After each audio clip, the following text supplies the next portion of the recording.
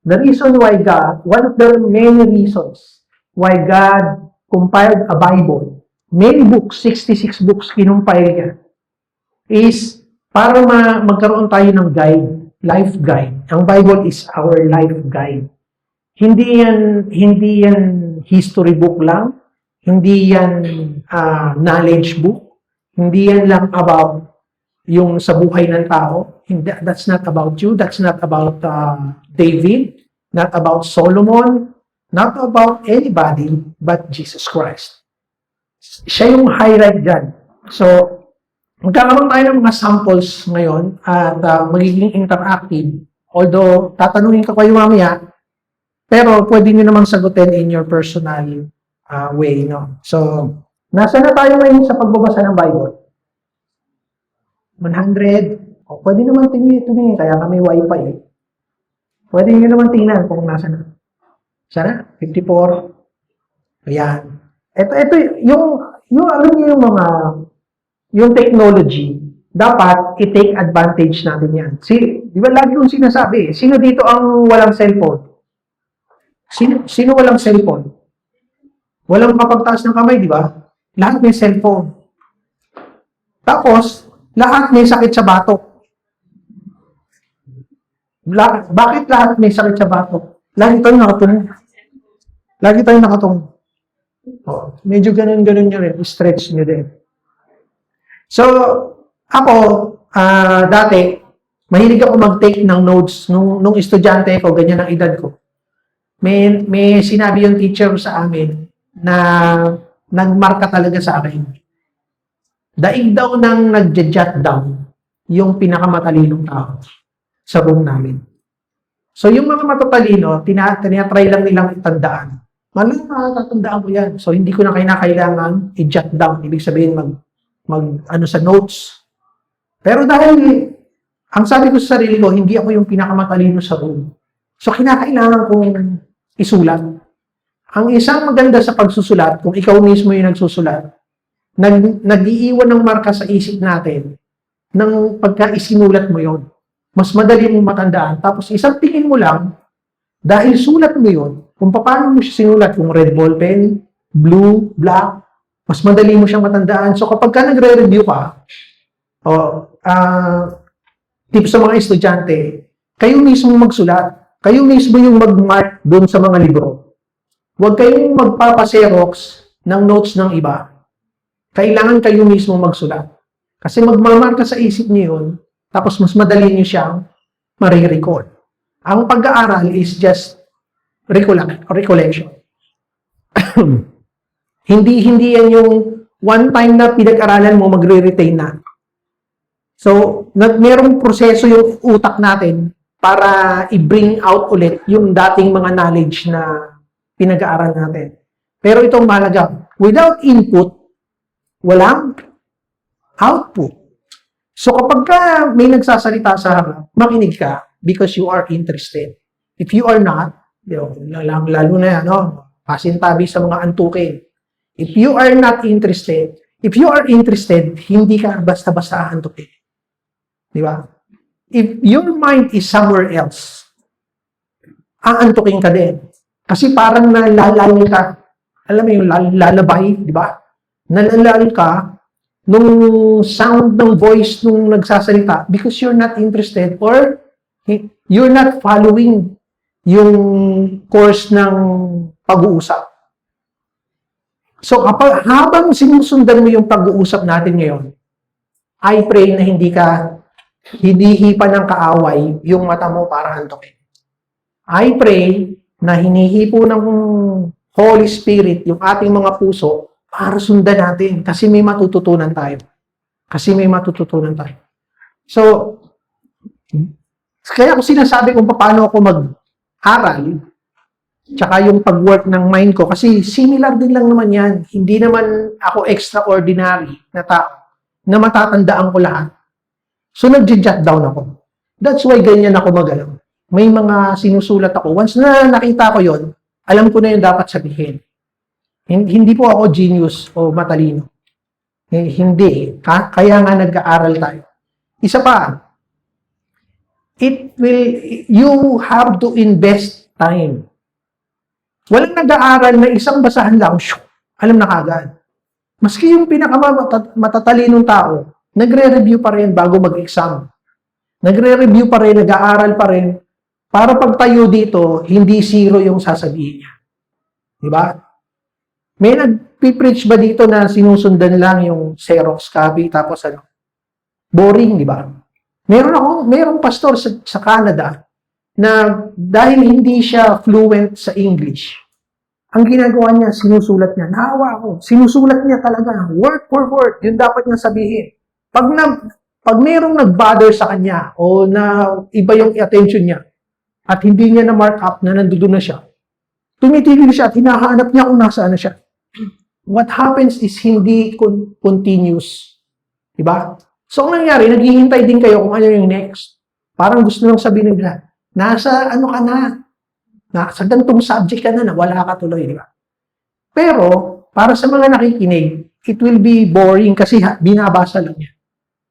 So, kung minsan makikita nyo hindi ako nagbabasa is because nire-review ko yun. Hindi yun dahil matalino ako na, alam ko na agad sabihin ko, ganun na agad.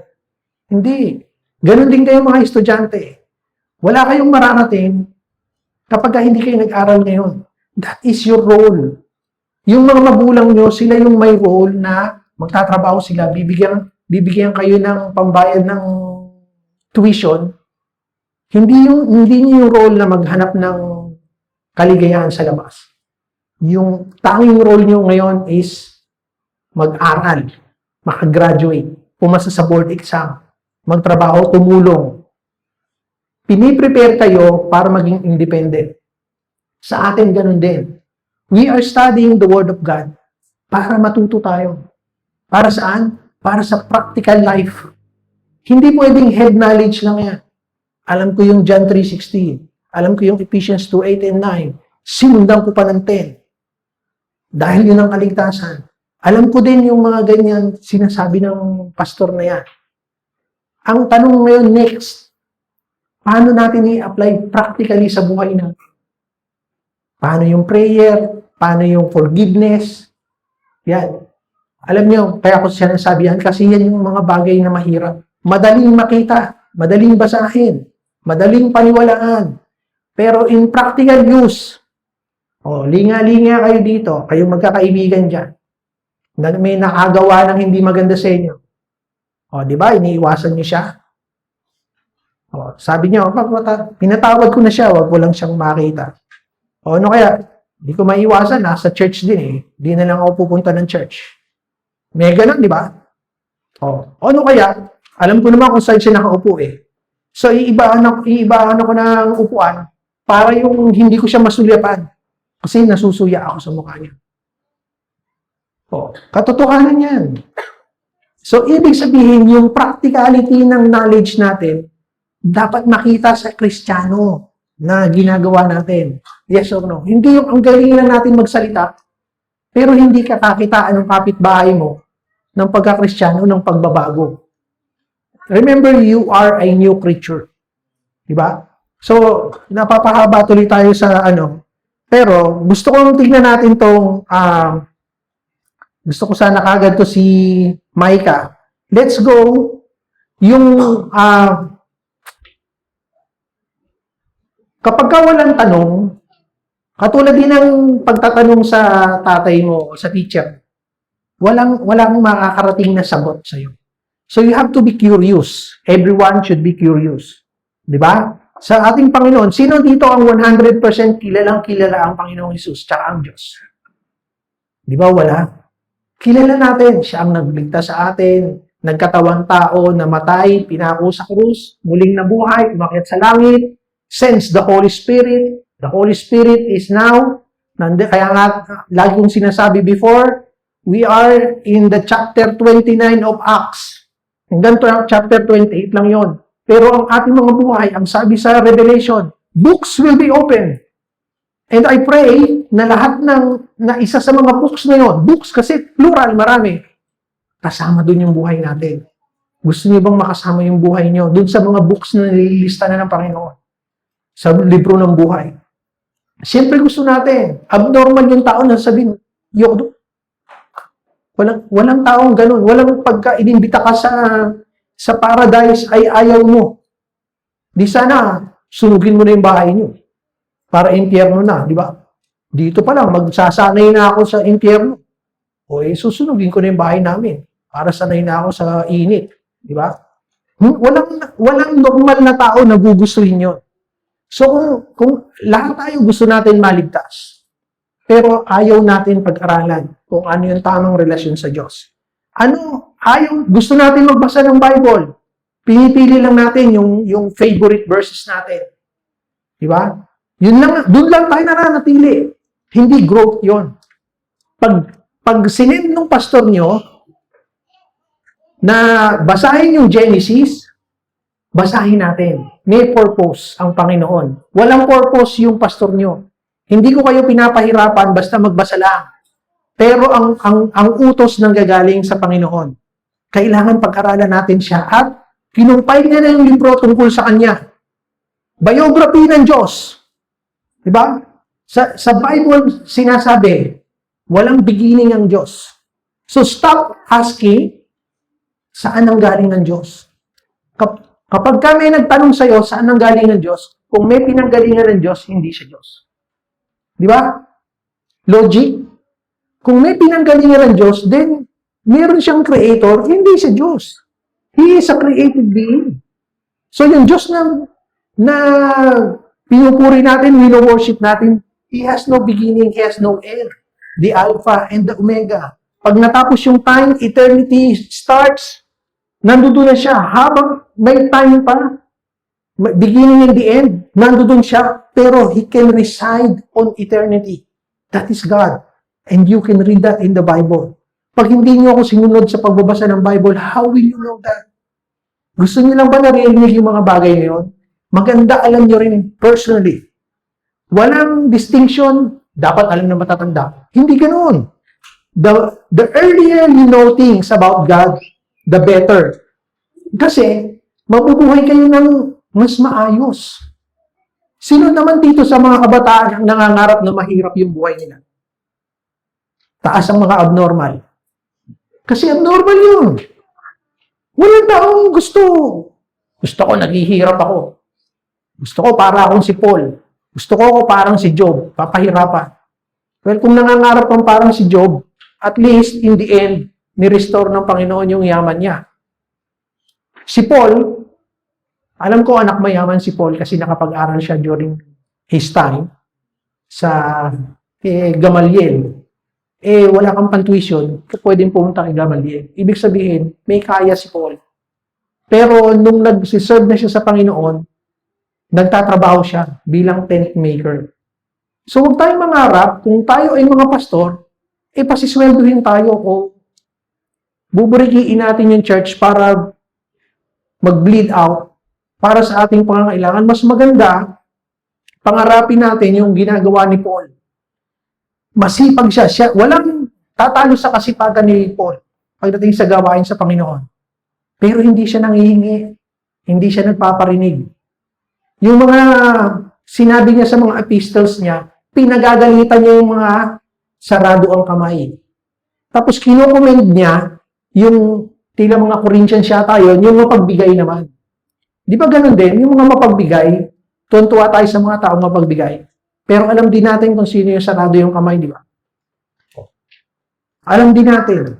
Pero the more na sinasara natin yung pagbibigay sa Panginoon, ito naman ang masasabi ko sa inyo, yung pagpapala, hirap na hirap din kayo.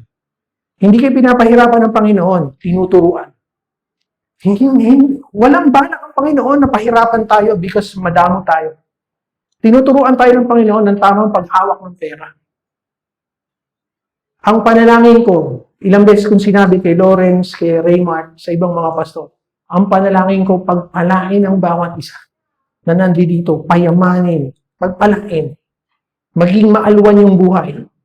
Sapagkat ayaw ko, hindi ko pangarap na ang LPCF nanghihingi sa ibang tao.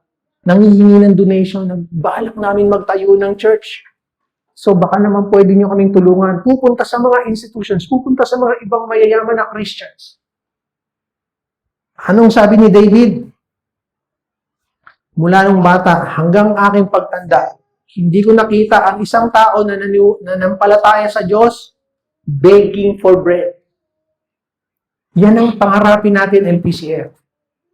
We are not beggars. We are children of God. You are sons and daughters of the Creator of the world. He owns everything. Maski yung bank account natin, siya ang may-ari. Pinagkatiwala lang sa atin. If we look at money like that, hindi tayo magiging yung urong-sulong, bibigay ko ba ito? Masyadong malaki. Di ba?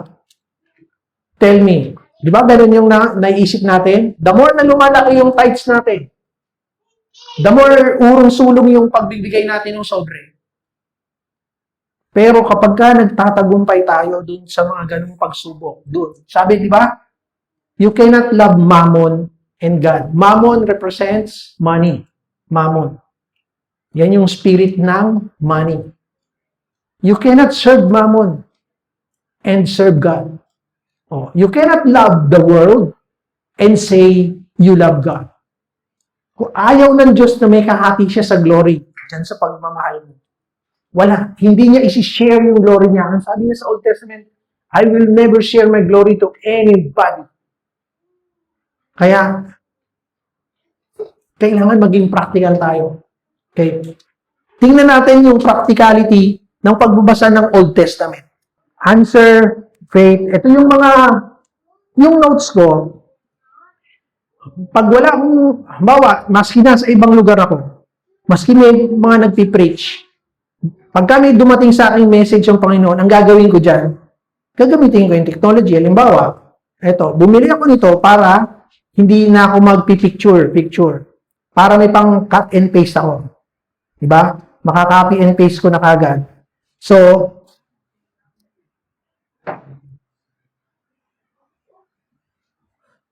kapag ka nag-share ako sa inyo ng word minsan, ginagamitan ko na rin ng technology. Nasi-share ko agad. Mabilis.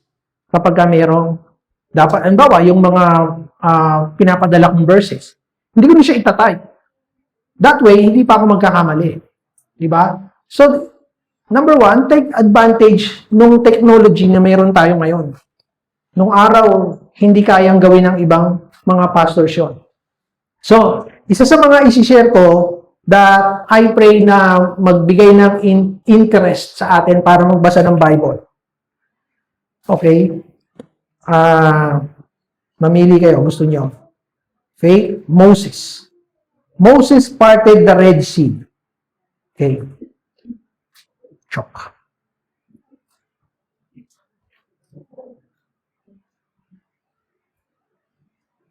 Dapat yata nakatayo. Pero, kita niyo ba lang? O naliliitan kayo?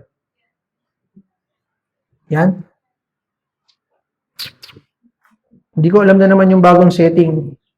So, ang sabi sa Exodus 14, Moses stretched out his hand over the sea, and all that night the Lord drove the sea back with a strong east wind and turned it into dry land. The waters were divided.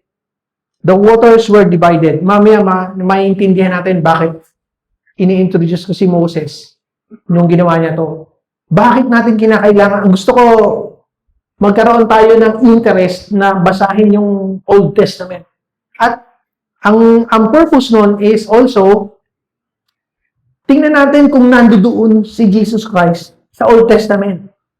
Nabanggit ba si Jesus Christ directly sa Old Testament? Yes or no?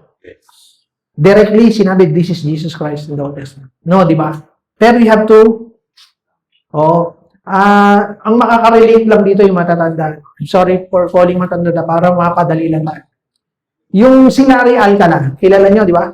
Larry Alcala. Hindi nyo kilala. Di kayo nagpapasa ng dyaryo. Si Larry Alcala, naggagawa ng mga sketches, drawings. Tapos, ang gagawin doon, hanapin mo kung nasaan siya.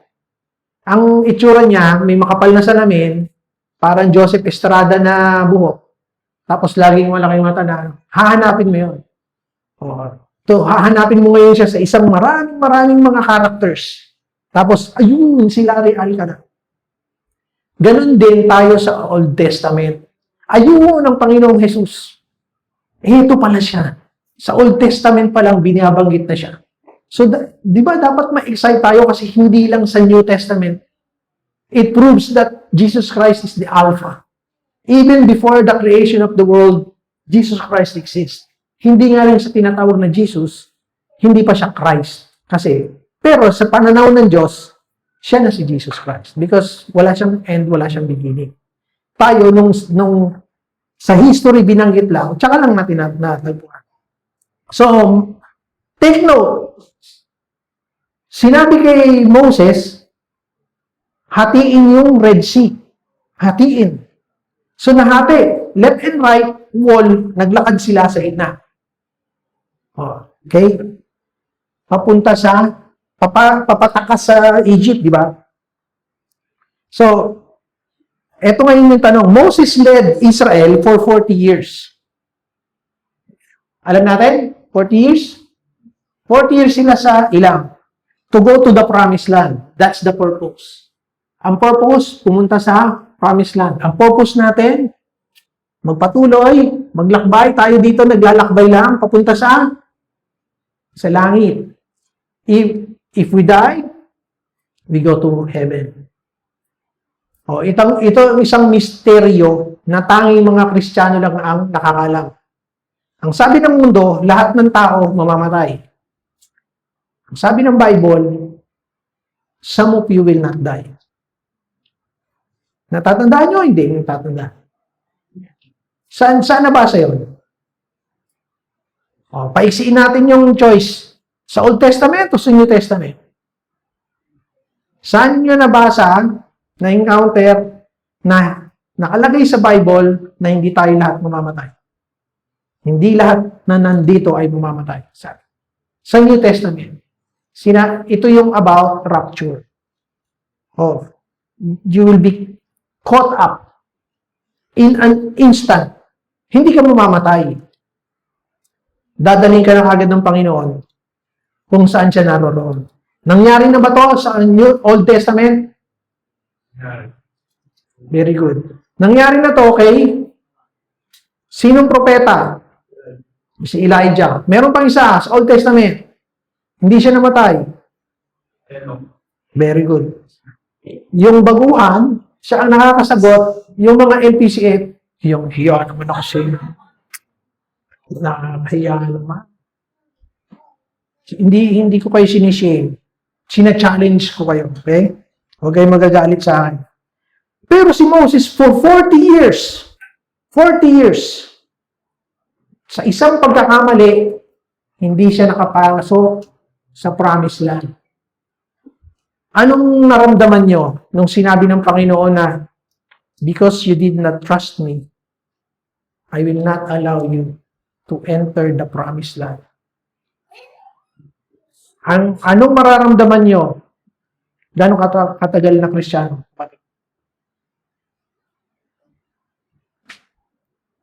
20 years more.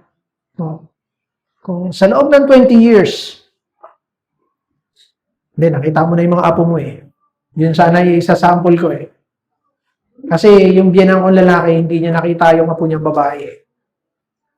Pero kung halimbawa, ako na lang isasample ko, I'm 57 years old. I've been a Christian for several years. And even from the start ng LPCF, before it was JCWMC, I'm already a pastor to you. So, 11 years na tayong LPCF. And yung JCWMC is about 10 more years. So, safe to say, 20 years. Tapos, excited ka na makita mo yung opo mo. Paano kung bukas, kunin na ako ng Panginoon? Dapat bang sumama ang loob ko sa Panginoon? Be honest. Sasama loob natin. Yung common person would say, Lord naman, extend my life. Diba? Kaya mo naman ako. Extend me 15 more years. Let me spend time sa apo ko. Parang ganon ang nangyari kay Moses. Sa isang pagkakamali, 40 years, binalikat niya yung pagkarga dun sa matigas na ulo ng Israel. Tapos, nung sinabi ng Panginoon, speak to the rock. Speak to the rock. Anong ginawa ni Moses? Ini-strike niya twice para lumabas yung tubig. Malaking pagkakamali ba? Yes or no? Huwag kayo mahiya. Ano nga to interactive? Kung kayo si Moses, sa sama loob nyo, hindi. Tell the truth. Oo, Lord, naman, 40 years. O sige, dahil naawa ako sa'yo, tanawin mo lang.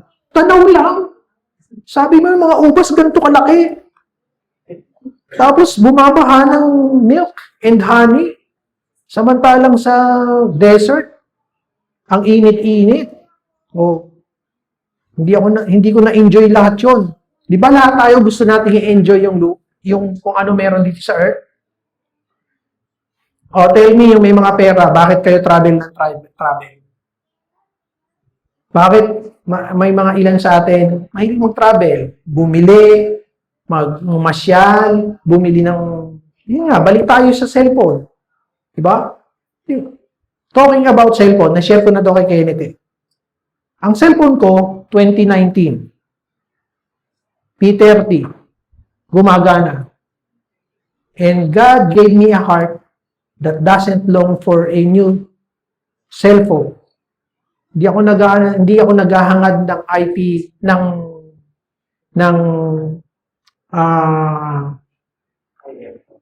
iPhone 17. Walang sense. Imagine ngayon, kung from today, sabay-sabay tayong bibili ng cellphone. And for the next 7 years na. For the next 7 years, walang bibili ng cellphone. Ang buong mundo, bibili ng sabay-sabay today. Yung, yung middle range. Tapos walang bibili ng cellphone for the next 7 years. Ano ang gagawin ng mga gumagawa ng cellphone? Imagine, gaano kalaki yung matitipid ng buong mundo at saka ng pamilya mo, at saka ikaw, ma-release ka sa utang. Kasi hindi ka naman makakabili ng ng outright ng cellphone na gusto mo eh. Di ba?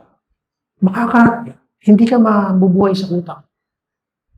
Pero yung mga gumagawa ng cellphone, gagawa ng ibang technology na mag-serve sa humanity instead of improving yung cellphone kasi gumagana naman. This is a living proof na you don't need cellphone. Na new cellphone for 7 years. Gumagana pa rin. Kinakailangan, tama lang yung specs na bibilin mo. Pag bumili ka ng backward specs, hindi gagana yan for a year or two. Pero kung ngayon, bumili ka ng mid-range na cellphone, it will last for another 7 years. Di ba? Huawei. Oh. Huawei, swerte-swerte din lang minsan sa technology kung ano. Hindi naman perfect yung Huawei. Pero, so, balik tayo kay na-establish natin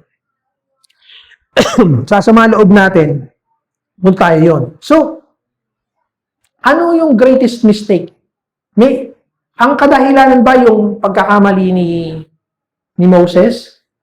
Ang sabi sa kanya, actually, 2 beses na siyang inutusan ng Panginoon. Okay?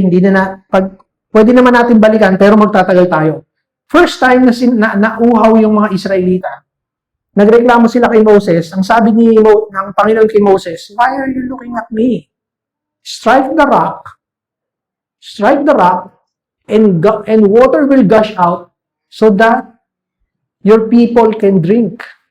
So yung first time, somewhere in Exodus, sinabi na strike. Sa Numbers, sinabi, speak to the rock. Oh, New Testament. Who is the rock of our salvation? Who is that rock that Moses was supposed to talk? That is Jesus Christ. So yun yung Larry Alcala thing natin. You have to spot Jesus Christ in the Old Testament. So maraming pagkakataon pa. But you have to research. Kung siya nga yun, you have to check. Yung ibang writings, napakadali ngayon. Kasi yung AI, somebody said AI is controlled by the devil. But do you think God will allow na ma-overpower siya ng devil? No. Hayaan mo siya ang niyan, pero you can still use it. Christians, you can still use it for your benefit. Sa mga research. Makakatipid ka. Bakit yung wedding in Cana, bakit nag-turn into blood, mas lalaliman pa natin yung kailangan nyo lang magtanong. So, anong ibig sabihin niya? Ano na yan? Bakit parang maliit na bagay lang, tapos yung consequence kay Moses, napakalaki. Biro mo yung purpose mo para makarating doon, ikaw leader, ako leader. O, lahat ng leader, sunod sa akin, lahat ng leader. Ay, nagkamali ako, nadapa ako. Iwan ka. Lahat sila tuloy-tuloy. Ganun ang nangyari kay Moses. Right? So, ang sabi dito, speak to the rock before their eyes and it will yield water. So Moses took the staff from the Lord's presence. So ito ang pinapatunayan dito. Now, water gushed out, pero pinalo niya twice. Pinalo niya twice. So, sa New Testament kasi, ang sabi, even in the prophecies, yung Savior will be stricken. Stricken. Will be harmed. Di ba yung bato pinalo? The rock was harmed. Jesus would only have to pay once. Hindi siya pwedeng i-strike twice. So in the New Testament, Jesus Christ paid for our sins once and for all. So yun yung significance ng pagkakamali ni Moses. Kasi once na-strike na yung rock, next time is you just need to speak to the rock. Paano natin ginagawa ngayon yun, Christians? Paano natin ngayon kinakausap ang Diyos? Binanggit ko na kanina. Ay, salamat naman. Ay, kausap ako. Prayer. Diba? Napaka-practical lang. You don't need to strike Jesus Christ again to pay for your sins. Again and again and again. Kasi nagkakasala tayo again and again and again. Pero you don't need to do that. Ang sabi, you need to speak to the rock. Sino dito ang madasalin? Sige, pwede kayo magmalaki. Pwede naman tayo magmalaki minsan-minsan, di ba? Ay, wala talaga. Ha? Kakahiya naman. Next time, practical na. Hindi ka rito, mag-pray ka. I will commend Sister Nancy. Alam niyo ba nung unang pinatayo yan doon sa Kanyugan, may coach, asawa. Yung sabi ng coach, pinanonood ko nasa likod ako Sabi nung asawa,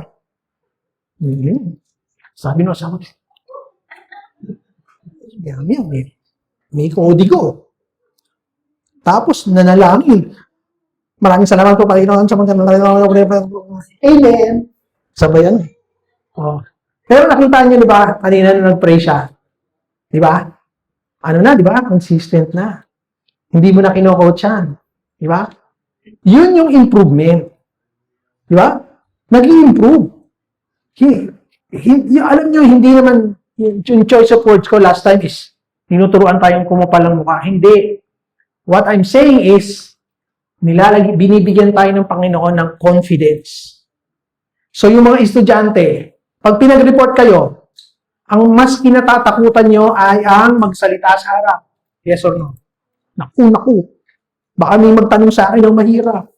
Yung eskwela kong matalino na, buwisit sa akin, malamang, bigyan ako ng mahirap na tanong.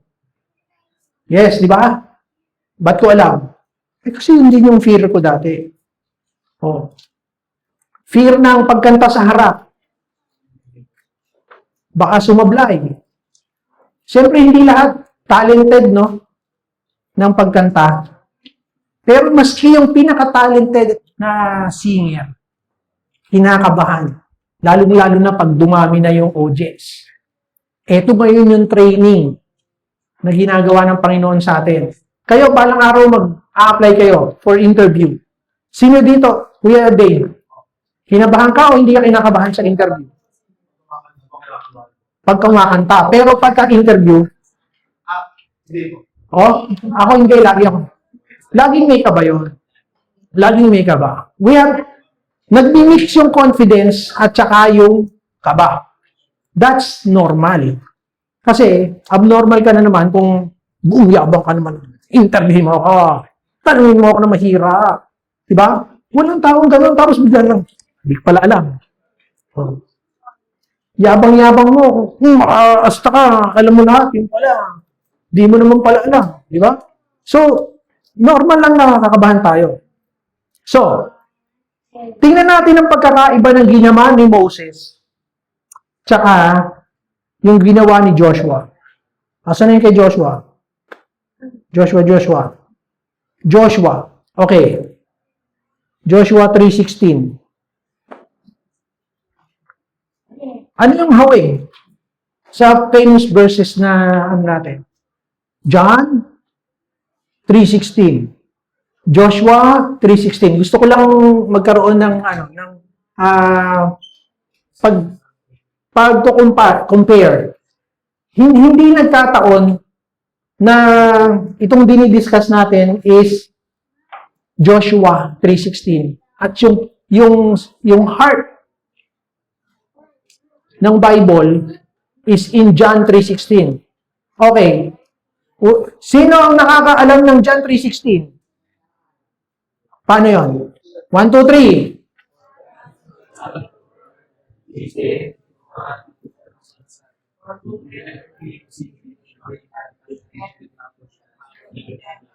Okay. Pasado. Born again nga. Pag hindi nyo nasabi yun, uwi na kayo. Malupit yung pastor nyo. Ang sabi ng, tingnan nyo to, basa. Tingnan nyo to ang utos kay Joshua, eto, hindi, namatay na si Moses. Kasi nga, hindi siya pwedeng pumunta sa lupang pangako. So, huwag na natatalo niyo yung voice ko. Sabi ng Panginoon, hindi ka papasok sa lupang pangako. So, akyat ka sa bundok. I'm not sure, hindi ko tinignan kung saan bundok. No? Tapos, kinuha na yung life ni Moses. Pero, sabi niya, isama mo si Joshua, i-anoint mo siya na siya na yung leader. So, eto na ngayon yung bagong leader ng Israel. Si Joshua. Joshua is Hebrew. Sa Greek, ano yung Joshua? Yeshua. Pronunciation nila yun. Pronunciation natin ngayon sa Yeshua ay they have the same name. Yung Savior na magdadala sa Israel, sa lupang pangako, ang pangalan ay Yeshua. Diba? Nagkataon o sinasadya ng Diyos? Ay, talagang wala akong kausap. Sa palagay nyo, nagkataon lang? Nakapangalan ni Jesus Christ, yung Savior? Anong stand ni Moses? Anong ginawa na particularly the biggest accomplishment ni Moses? Siya ang nagdala ng law sa Israel. Siya ang nagpakita. Galing sa Diyos, inukit ng Diyos sa bato, siya ang nagdala. So, he represents the law. Siya yung represent ng law. Ibig sabihin nito, yung law, yung pagsunod sa law, could not make you enter the promised land. Nakita niyo yung significance? Yung law, hindi ka madadala sa promised land. Kasi pag binasa niyo yung mga letters ni Paul, yun yung dinidiscuss niya. Somewhere in Romans, binanggit niya yung mga bagay niya na hindi ang batas, hindi yung batas ang ang pagsunod doon kasi hindi natin mapaperfect. Kaya, hindi dapat sumama ang loob ni Moses Kung alam niya yung significance kung bakit siya kinuha ng Panginoon. Kasi may purpose yung Panginoon. Yung ginawa niya just proves na kasi siya, yun yung nire-represent. Parang si David. Ang sabi ni David, gustong-gusto ni David, King David, Lord, ako ang magpapatayo sa iyo ng iyong templo, ng iyong bahay. Ang sabi ng Panginoon, no, maraming blood sa iyong kamay. Ang i-assign ko yung anak mo. Ganon din ngayon, nire-represent si David kasi as a king talaga na warrior. No? Pero si Moses, siya yung nagre-represent ng law. Hindi tayo lahat makakapasok sa lupang pangako kung yun ang dala-dala natin. Naku, mabait ako.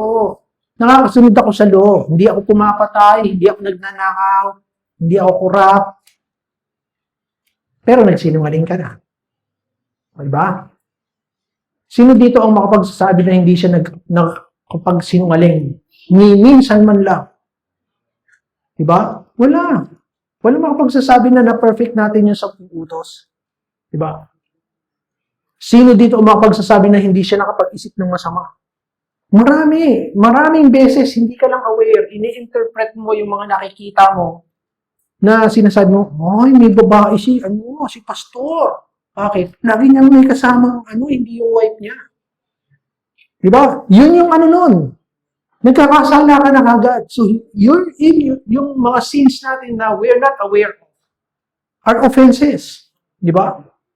So, tingnan ngayon natin yung significance na naman from the Old Testament to the New Testament. Tingnan nyo, ang sabi dito, nakita niyo yung Adam? Ano sabi sa New Testament? From one man's sin comes death, and to another, salvation. In Jesus Christ. Okay. Ang sabi kay Joshua, so when the people broke camp to cross the Jordan, River Jordan, papasok na sila. Teka, para mayroong context. Ito yung River Jordan. Kita niyo ba lahat? Ito yung River Jordan. Ito yung Jericho. Ito ngayon yung mga Israelita. Tatawid silang ganon. Ang sabi doon, near the Jericho, di ba yun yung una, isa sa mga kinonquer nila, Jericho, di ba? Yung Jericho March. Kasi inikutan nila. Pero, meron doon, wait. Para makita natin. Kita niyo itong Adam. Yan yung lugar na town, which is Adam. Ang tubig galing sa taas. Papunta daw sa Dead Sea. Tapos ang Israelites, magko-cross sa river. Magko-cross sa river Jordan. So tingnan natin ngayon yung significance ng pagkakaiba ng pinagawa ng Panginoon kay Moses at kay Joshua. So tingnan nyo. Ang sabi, now, historically sinasabi pa para malaman na hindi dinaya ng Panginoon yung pagtawid nila sa River Jordan is at the flood stage.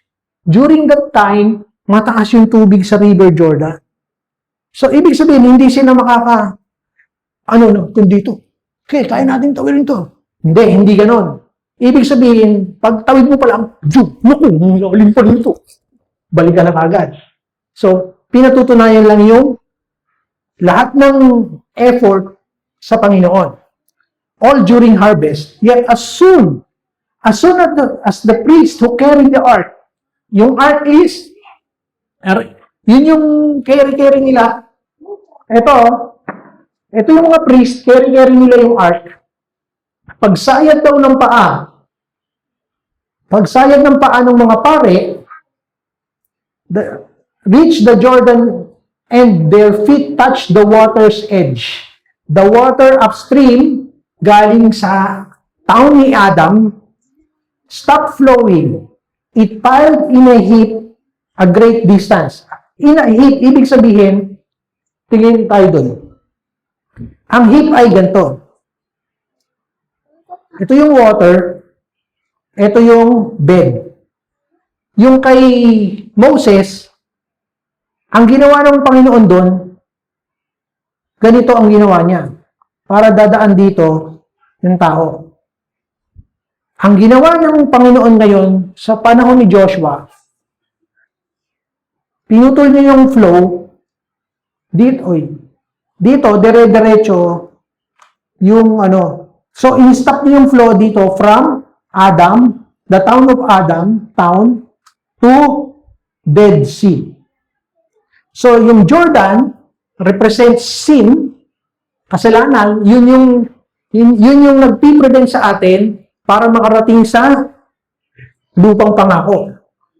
Dahil tayo ay nagkasala at hindi umabot sa kaluwalhatian ng Diyos, hindi tayo makakapasok sa glory niya. Ibig sabihin, we are all disqualified. We are all disqualified. So, kaya binanggit ko kanina na from one man's sin enters death kasi si Adam yun. Punta na tayo dito. Si Adam ang source ng ating sin. At saan nagli-lead yung ating sin? Tingnan niyo yung River Jordan. Nagli-lead siya papunta sa death.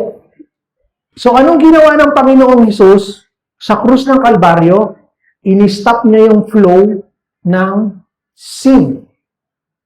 So, kung pagka inilagay natin yung pananampalataya natin, we believe that Jesus is the Christ. We believe that all He did is enough to pay for our sins. It stops the flow of sin papunta sa death. Kaya tayong mga Kristiyano, nananampalataya kay Kristo, ay naniniwala na tayo ay papunta na at nandoon na sa promised land. Dalawang bagay yun. We are being sanctified, but you are already saved. That's one of the mysteries ng pagiging Kristiyano, ng isang believer.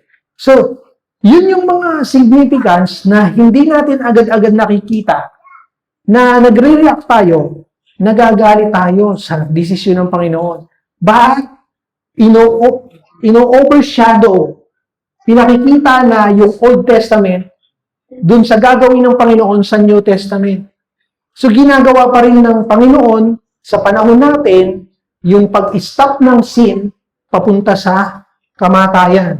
So, ginagamit tayong mga Kristiyano, para mag-share kung ano yung ginawa ng Panginoon sa buhay natin. Yun yung purpose. Diba? Paano tayo makakarating sa lupang pangako? By our works ba? No. By our faith. Sabi ng Panginoon kanina kay Moses, because you did not trust me. Because you did not trust me na speak to the rock. Ang ginawa niya, pinalo niya. 2 beses pa. Binalihan pa. It's yung pinakikita doon ng distrust. Kasi parang kapag picturein niyo yung sarili niyo, pupunta ako sa langit, wala akong ginawa. Kaya tayo, inherent sa ating nature na kinakailangan may gawin ako para makarating ako, para ma-qualify ako pagpasok sa langit. Tinuturo ng Bible, tinuturo ng salita ng Diyos na hindi si Jesus ang lahat ng may gagawin. You have to trust Him. Pero ang sabi ng Panginoon, balik na naman ako dun sa dating verse natin. Deny yourself, carry your cross, and follow me. Yun yung part natin. Pero hindi ikaw yung pinangbayad ng Panginoon. Hindi yung kabutihan mo ngayon, yung pinangbayad ng Panginoon doon sa iyong mga kasalanan. Ang pinangbayad niya, yung perfection ni Jesus Christ, yung kanyang obedience. So if we put our trust in what Jesus has already done for us, punta tayo sa langit. What's next? Ang next na doon is to follow Him. Diba? To follow Him. Sino sa mga Bible heroes nyo ang hindi nagkasala?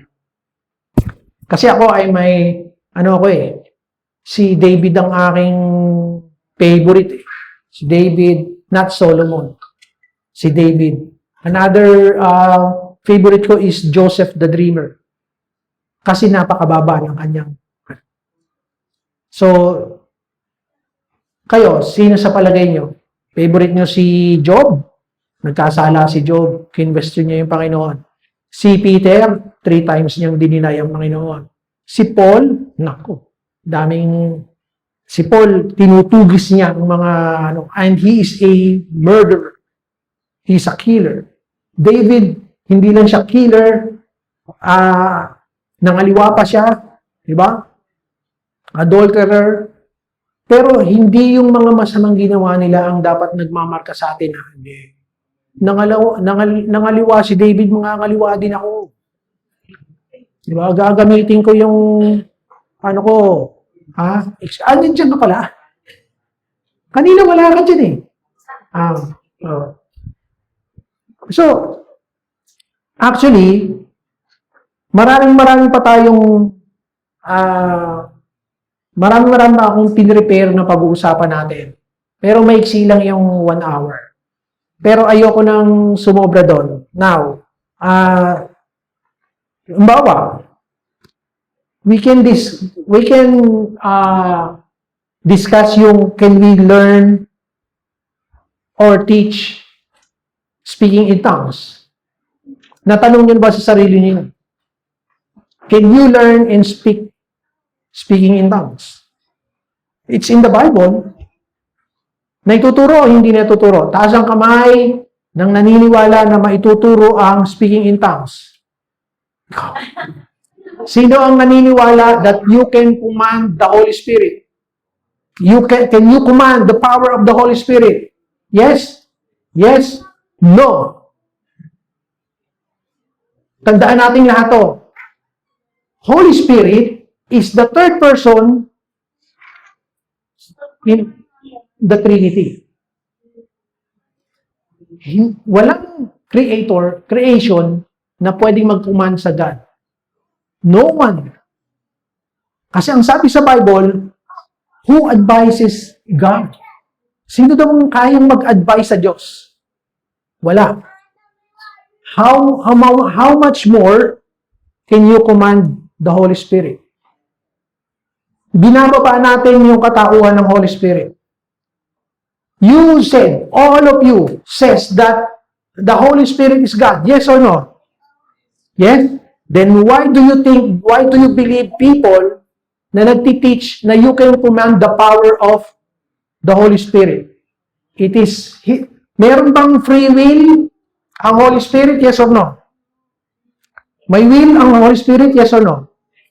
Yes. Merong sariling free will ang Holy Spirit. Pero God the Son, God the Father, the Son, and the Holy Spirit, meron silang mga will, pero iisa ang kanilang will. Hindi nagsasalungat. Kaya nung sinabi, kasi may mga roles sila, di ba? Okay? Reviewin lang natin. May mga roles sila. Yung Father and Son, may relationship sila. So, ang Son, susunod sa tatay. Di ba? So, dahil pa sumunod si Jesus Christ sa tatay niya, mas mababa na si Jesus Christ.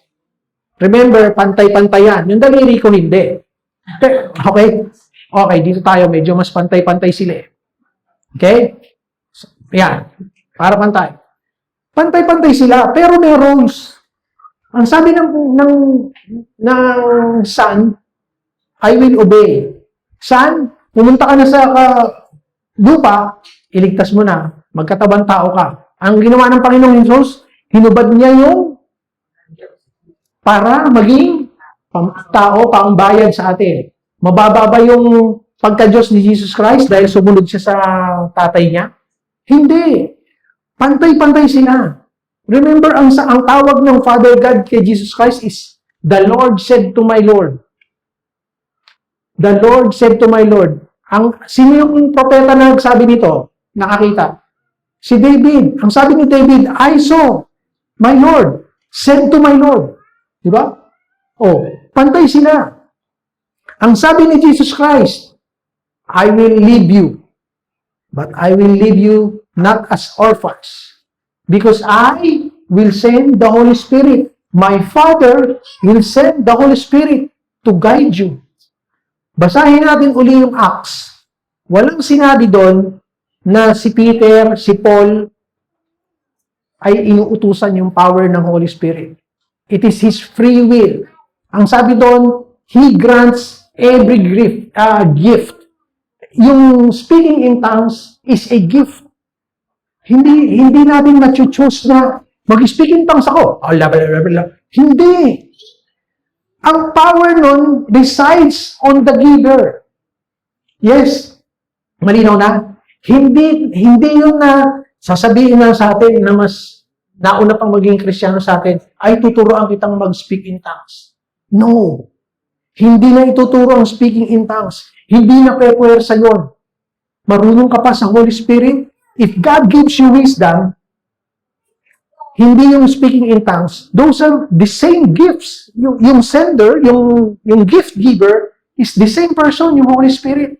So hindi natin pwedeng sabihin na, I will open the power of the Holy Spirit, ganyan, and be healed. No. We ask God to heal this guy, or magpapatungan mo ng kamay, I pray na magkaroon siya ng gift of the speaking in tongues. Yun ang proper. Hindi yung I command the Holy Spirit. Sino yun? Favorite mo na, sino yun? Di ba false teacher? Let's be aware. Those are false teachers. Di ba? Si Benny Hinn, he acts as if he is above the Holy Spirit. That is heresy. Yes or no? Heresy yun. Walang creation na mas above sa Diyos. You cannot command the Holy Spirit. He has His free will. Ano sabi ng Panginoon? Ang Holy Spirit daw, parang wind. You can feel it, but you don't know where it comes from. Ibig sabihin, if the Holy Spirit is coming from the left, and He decides, because He is God, He has His free will, and He decides, bigyan ako ng power to heal. That power comes from Him, not from me. I'm not asking Him. He gave it to me. So meron tayong gagamitin. If suddenly God gave me the power, yung gift to speak in tongues, mayroong purpose yun.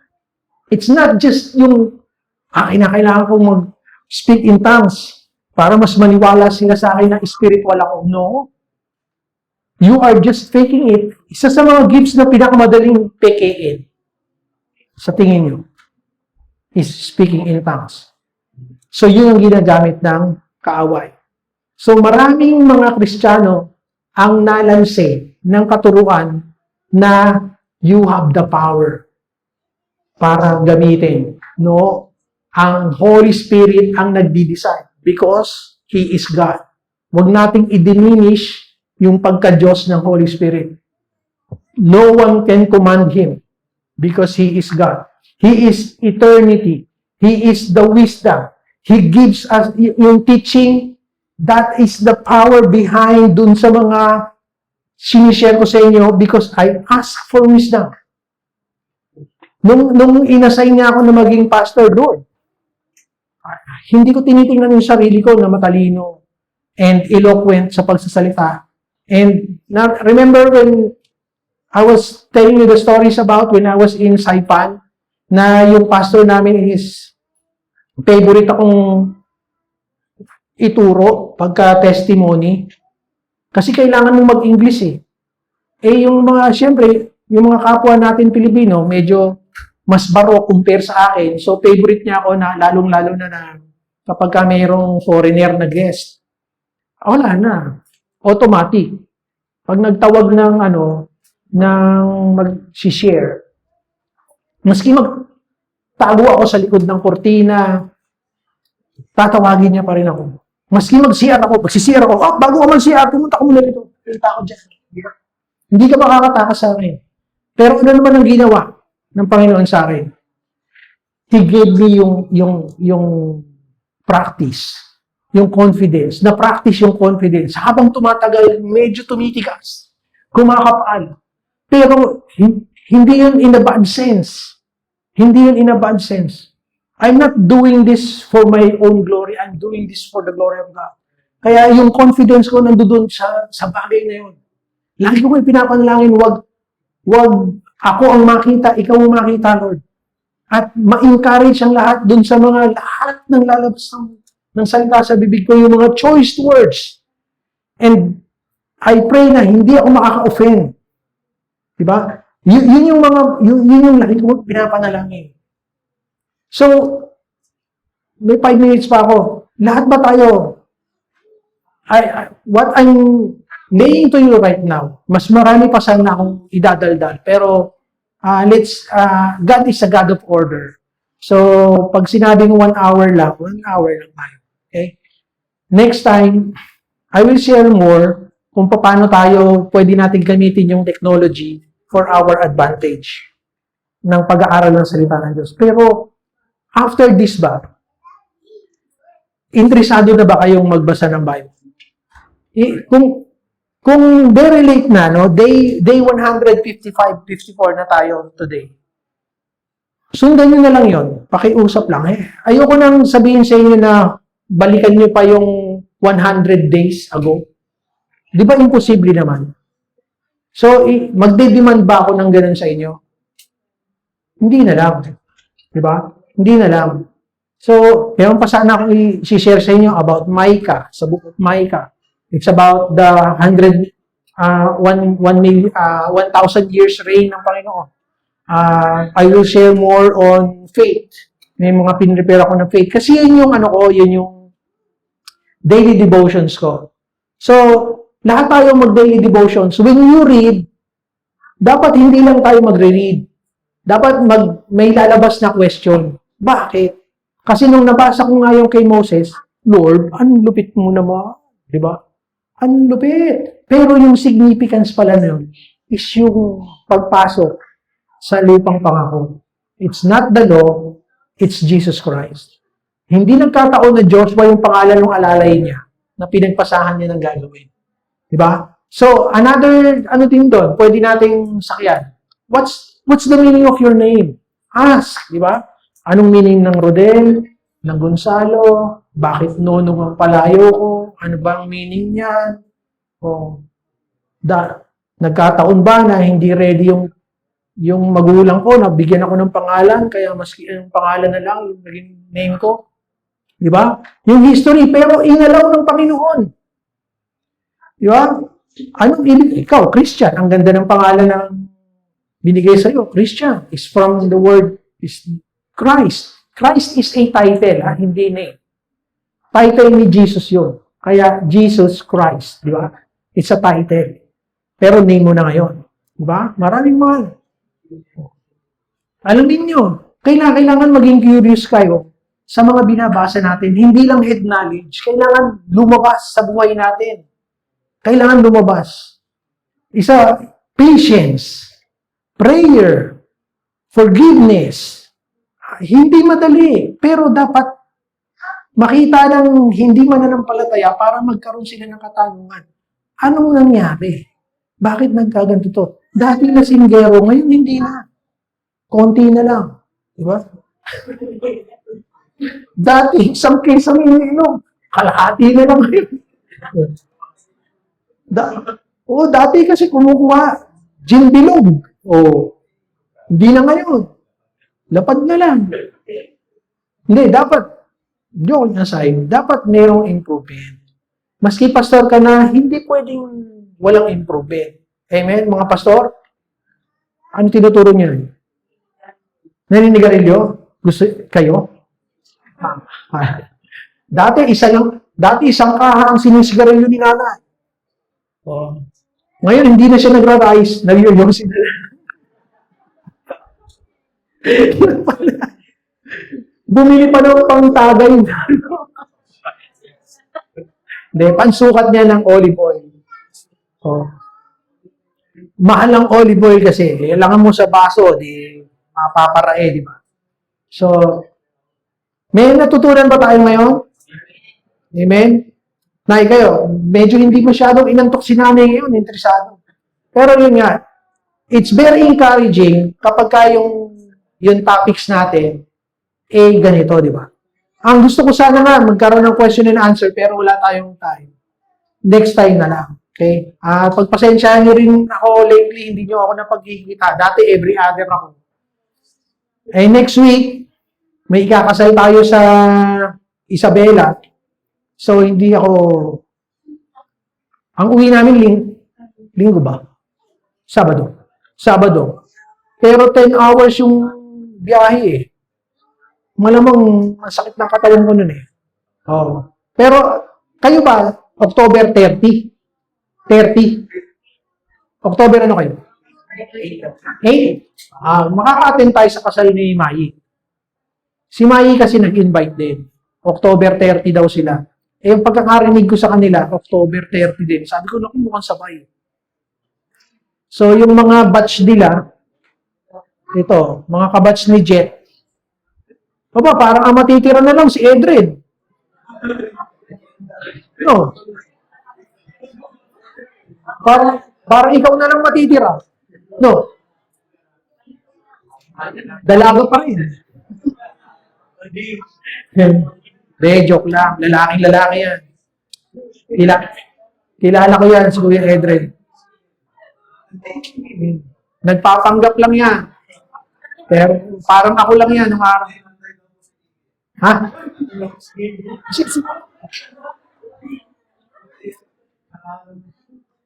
Malulupit. Ulit. Nagkaroon ba tayo ng knowledge ngayon?